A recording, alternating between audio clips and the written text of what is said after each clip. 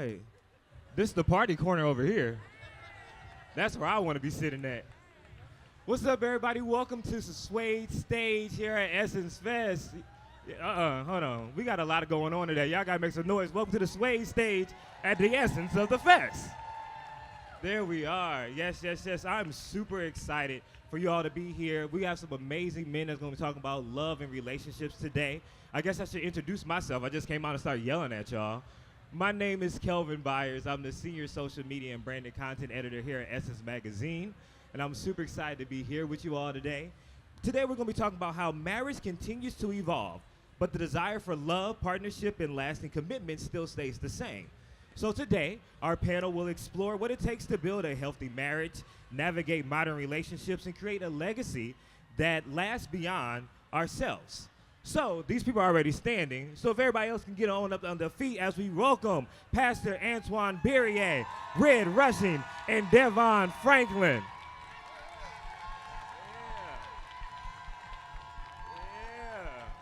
Yeah. Welcome, welcome, welcome, fellas. Yes, yes, yes. They got their phones out. Okay.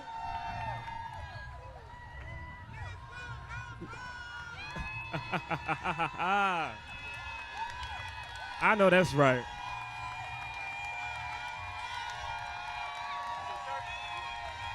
Oh, he got his members in the house today.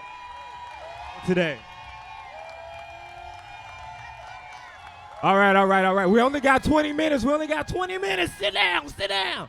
Okay, all right. Now, before we get up in all our business, I want to get in y'all business just a little bit. Who here is single? Okay, single people, I'm single too. Now, who is married? Okay, now who here is happily married? There we go. All right. Now, fellas, each of us come from different walks of life. So I want to know what made marriage worth choosing for your life? Why'd you say yes to marriage? I'll start with you, Pastor Barriere. Well, the first thing it was about it, she was the finest thing ever seen. And partnership, companionship, looking forward to a lifelong relationship. For me, because I think love wins. And I think at the end of the day, as a man, the most challenging and most rewarding thing that we can do is to commit to love and to commit to one partner. And so for me, I wanted the very best that life had to offer, and I couldn't see that without being married. Well, to me, she was the finest thing I ever seen.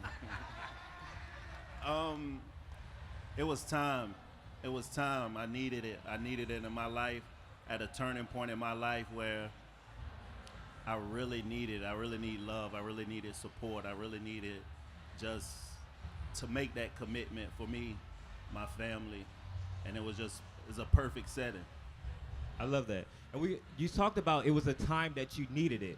A lot of times people often say, you'll know when you know. And I'm like, well, who gonna tell me? Because ain't nobody say nothing to me. So do you actually believe that, or do you think that love is just something you choose long before feeling certain about it? I'll start with you, Mr. Russell. I really believe it. I think we all been in love before. You fall in love, you break up, fall in love, break up. But I just feel like, and especially for me, I can speak on experience, when you find that one that is just an undeniable feeling that, like, yes, this is it. This is why I'm supposed to make that turn. And it comes with maturity. It comes with the life development and where you at in your life. Because I couldn't make that decision when I was 23, 22 and everything. So I've been through different experiences, and that just helped make the decision even more better. Yeah, no, I agree. It's like, it's interesting. When you know, and when you don't know, you know. You can feel both of them. Exactly. And that's the thing that's very interesting, because a lot of times when you have a lot of questions, well, is this person the right one? Or a lot of times they're not, and we know it, we just don't want to address it. And so for me, when I met Maria, it was like, oh, I know. I knew the first time that we met that this is, who God had for me. And so there is a knowing, but the key to me to knowing is you got to first know yourself. The more we know about ourselves, the more we're going to be able to evaluate the knowing in someone else, if that makes sense. But how are you going to know? Because you're going to feel it. You're going to know, like, there's going to be a thing in you that says, oh, this is the one. So you don't even really have to stress it. Just be open, live, love, and when it's time, you're going to know. That's real. Yeah, I mean, I knew that she was one for me, but I also believe it's a choice because when we talk about love, I think many of us, we should distinguish between love, lust, and then just hots for somebody. But my definition of love is a minimum of emotion and a maximum evaluation of need and the meeting of that need in the spirit of self-sacrifice and doing what needs to be done even when you don't feel like doing it. And so to know that it's not going to always be easy, but it's worth it. And I knew that. I knew that from me and Dale, my wife. Wow. I love that. And you talked about when it's not easy. I know a lot of times we think about love like we got to hang up our jersey or we got to throw in the towel when we hanging up our player card. And we often talk about it as like something you have to give up. But what is something that you feel like you've gained from your marriage? We start with you, Pastor Barriere. You start, Pastor. I gained so much because my wife fulfilled me. It wasn't giving up. It was always a gain for me. She was there in every moment to help me, not just in ministry, but in my personal life. So it was almost selfish for me because I felt that she was going to add to me. The Bible says, "He that finds a wife finds a good thing, and obtains favor." So I knew it was gonna add to me. I mean, we don't have enough time to go through all the benefits, all right? But I think sometimes, for me, like the benefit is just when you have commitment and care and consideration. Most men won't say this, but when you are not married and you're dating, people make it seem like, oh, dating a lot of people is fun. It's stressful. It's stressful. How many text messages can I return? Say it again. How many text messages can I return? Well, it's not even about how many you can return. It's just the process you have to go through, even when you're being honest with people. It's a lot. When you have one, you get peace of mind, you get joy, you get commitment, you get care, you get love. So there are so many benefits to being married. And I'm telling you, like, I highly recommend it to anyone and everyone that'll listen, especially the men.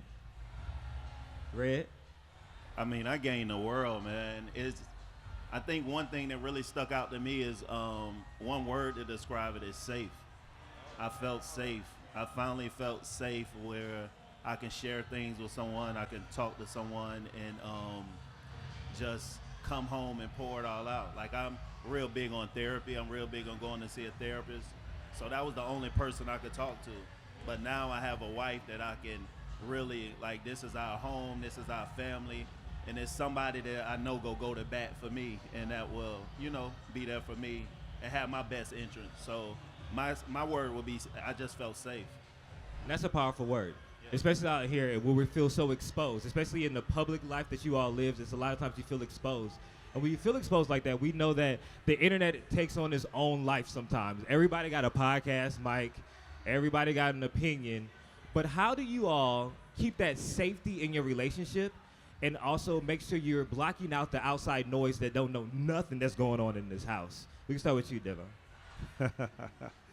Oh, man, how do you do it? Well, first of all, like, having been in the public eye for a while and, anytime I open my phone, there's going to be somebody on some platform saying something about me, about my marriage, my wife, and they don't even know us. So first of all, it just starts with putting it all in perspective, that none of that matters.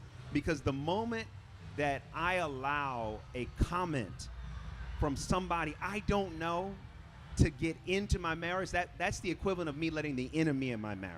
Yeah. So we have to put social media in perspective. There's a reason why you can delete. Like, nope, this is my page. Nope, delete, and then you delete it from your spirit.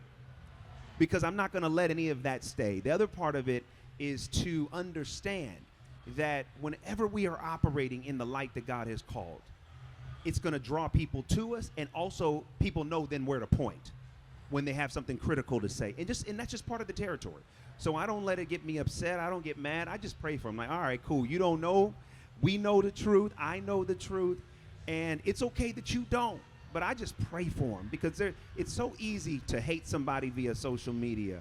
And it's so easy when you're on the receiving end to receive that hate.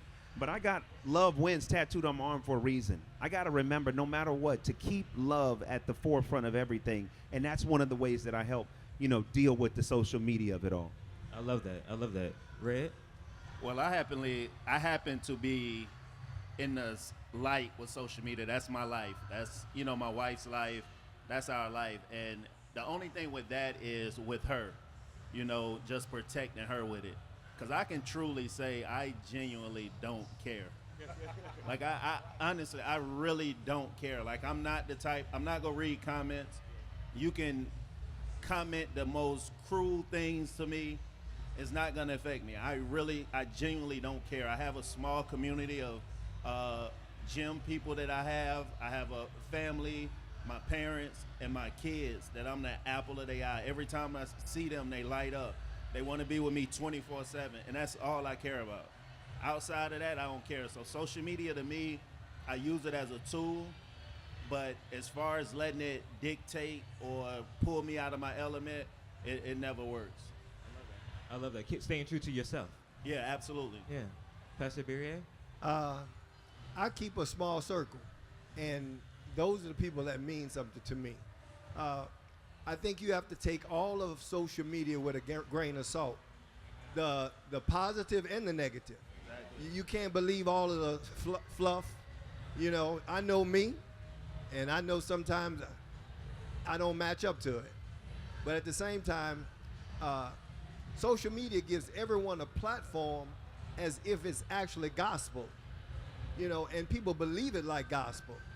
But it's really, it's not reality. It's not the reality I want to live in. So I choose my battles. Yeah, I don't let that affect me. Absolutely. I definitely understand that. Because our reality that we create is totally different. My mom used to tell me, like, when you get older, you realize that everybody was not raised in the same household. That's so true. You take your shoes off when you come up in here. I don't know what's going on up in there.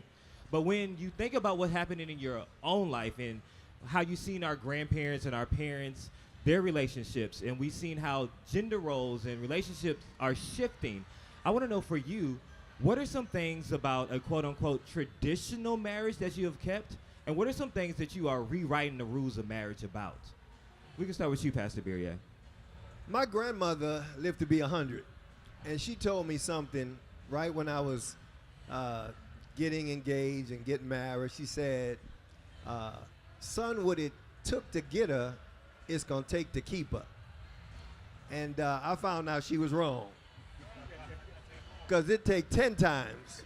So the Take a thing little I'm keeping, to keep investing, but then to go even more. Because this generation, so much more is available. So much, women have choices. Women have their own jobs and their own monies, and I'm glad about it. So, but we as men have to rise up and do even more. I've never approached marriage through a traditional lens. So even now, it's really about my wife and I giving each other space and grace to become who we need to be. And so what that looks like on a day-to-day basis changes, Sometimes I'm in there doing the dishes. Sometimes she's doing the dishes. Sometimes I'm like making sure, running to get the errands or going to the grocery store. Sometimes she is. So it's really about balancing and not feeling that anyone is burdened by building a marriage. We both are there to contribute and just being flexible. So I wouldn't say we brought any traditional, things into the marriage. We literally day by day have one commitment. We are committed to each other and we're going to support each other. But that support looks different every day. That Red?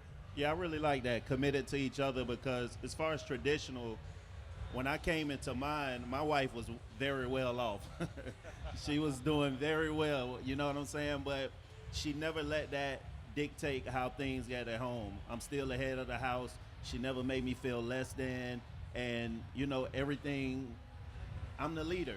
I'm the leader of our house. I'm the leader of our relationship. So I never really got into the traditional thing. Like he said, like we made this commitment to one another, and we just roll with that. I love that. And I love the partnership that you and your wife have. It's so beautiful to see on the internet. And a lot of people don't get to see black love displayed like that. So yeah, it's amazing, man. And our partnership and our commitment to one another, like, it's absolutely amazing until September, man. When football season starts, man, we have to it go left. You got to give me my time. It go left. No, we just fight. She's a New Orleans native, and she like that football team here, and I like that. Yeah, who that? Who that? That was a real big thing. We never got over it. We still deal with it, and I don't know, man. So the commitment is there until September, man.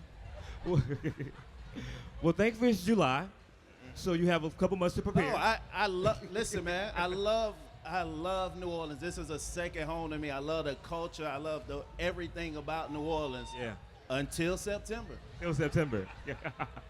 But I do want to talk to you about that, because those small things that we say, like, this is my football team and this is what I'm going to rock with, but also those bigger things in our relationship. Sometimes we get so caught up in our love life and want to make our spouse happy and make sure that the house is still a home, but we forget about ourselves.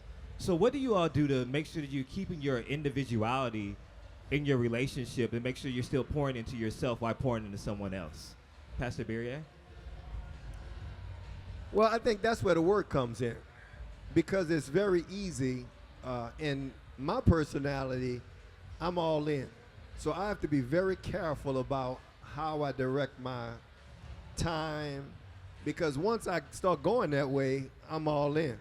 But I'm very intentional to make sure that we have shared values and shared opportunities that we stay together. She likes to go to the movies and she likes to travel. So I make sure that I'm leaning to those things. But then my personal situation, I'm working to make sure that I'm not isolating her. So that's where the work comes for me every day, to make sure that I'm putting time for my marriage. Amen. A couple is made of two singles, and the couple is only as strong as the singles that make up the couple. He said, I'm writing that down. No, this is important, because in a couple, sometimes what happens is we want that person, our partner, to be who we want them to be, instead of appreciating and helping cultivate who they actually are. You know what I mean? Like in that to me is when a marriage and a couple goes to another level. I'm not trying to make you into the image. I'm there to help cultivate. God brought me in as your cultivation partner to become the very best person you can be. And the same way you're there to help cultivate me so we can become the very best people God called us to be individually. And when we're the best individually, then we become even better as a couple. So every day to me is about cultivating. As a husband, I'm cultivating an environment for my wife's growth. I want her to be everything God called her to be, nothing less. And I think that's why God brought us together. So as a husband, I'm always thinking top of mind, what does she need? What does she need? And what are my needs that I can fulfill? Right? So part of that is I go work out in the morning. You know what I mean? I get up early and I read. I do the things that keep me full as an individual. And I don't expect her to do those things with me. Right. Some things she may want to do, some things she doesn't. But I think sometimes we get mad. Well, why don't you want to do this? And why don't you want to do that? Find the things y'all like to do together, and the things that you don't like to do those things on your own so you can become the best individual you can be. Honestly, that's something that always been hard for me, the individual, and listening to what he said. I've always been a serial entrepreneur and a father, and like he said, I go all in. And when I go all in, over the years, I tended to neglect us. So she'll hit me like, yo, we ain't dated. We haven't did this. Because I'm going all in with work. And now I got soccer on the weekend, volleyball on the weekend, and do this. So now a month passed, and I haven't took my wife to her best restaurant because I've been working 6 days a week. And I usually work 11 hours a day or something like that, trying to do this and trying to do that. But I'm glad he said that, because with me, it tended to always go all in. And now I'm going all in, and then it's taking the time away from my family. So with therapy, with open communication with my wife, now I scale that back and then put more time into that. And now, okay, what you gonna do for yourself? Something small that I do, sometimes I get up at 2 a.m. and just go ride.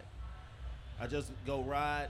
I let the windows down, no music, and just ride and clear my head. And I've been doing that for a minute. But that's just, it might sound simple, but that's something for me. You know, and like he said, I go work out. I have a fitness studio. Sometimes I go to the studio at 2 a.m. in the morning, just me. And those are the small things that really do it for me. But, you know, just focusing on that.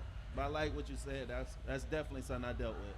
Yeah, and what you all said is really true. Staying true to yourself only helps the marriage. And it also helps with the communication.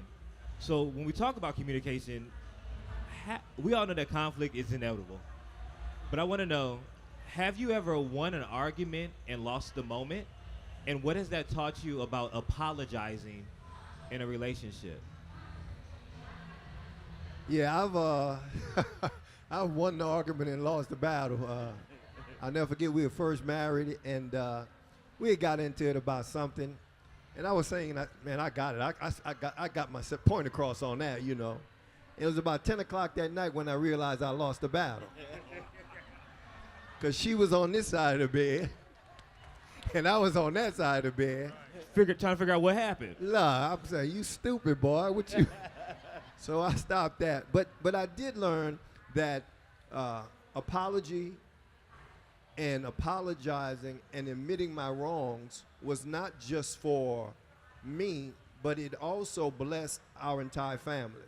When my kids saw me admit that I was wrong, because it's real easy for them, they always see me in the pulpit, they see me, but when I could stop and say, no, Daddy was wrong, it opened up a relationship even more with our kids and my wife, because I'm willing to apologize. So one of the greatest things I would encourage anybody, apologize. You know, everybody's going to be wrong sometime.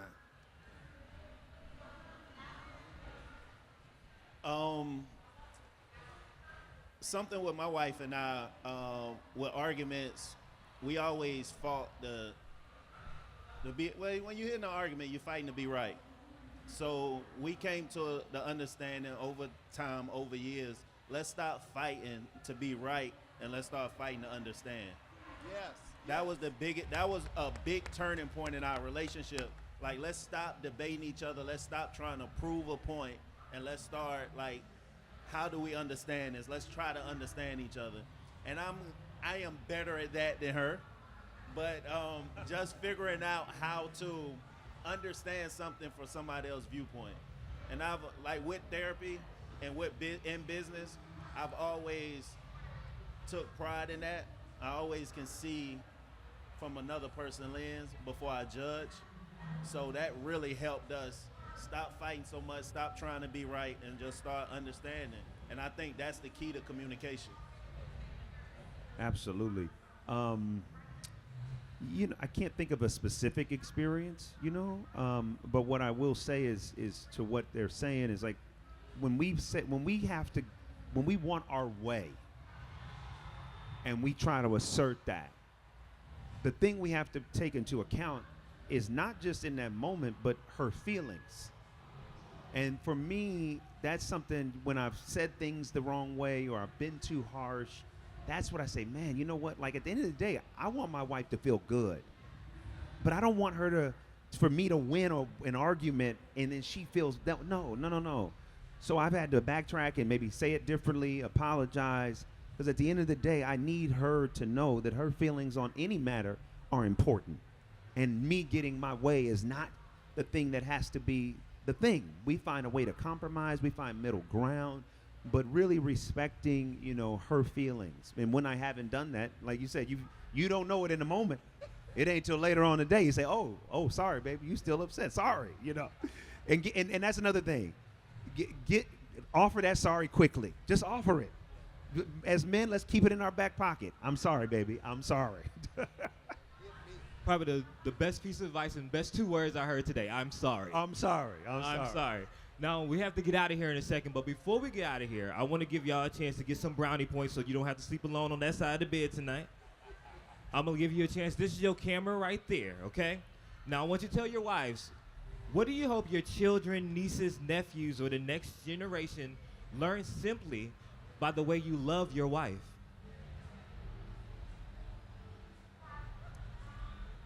I would want them to realize and recognize that it's worth it. That, yes, there are going to be good days and bad days, but at the end of the day, the good days will outweigh the bad days. And that they would realize it is worth it from the life and the love that we've shared. Amen. Okay, so you're saying speak to my children. Say the prompt again. So what would you want your children, your nieces, the next generation to simply learn from the way you love your wife? Okay, so the camera. So I'm going to speak to my children. So to my children, my grandchildren, my nieces and nephews, you must know that you come from a lineage of love.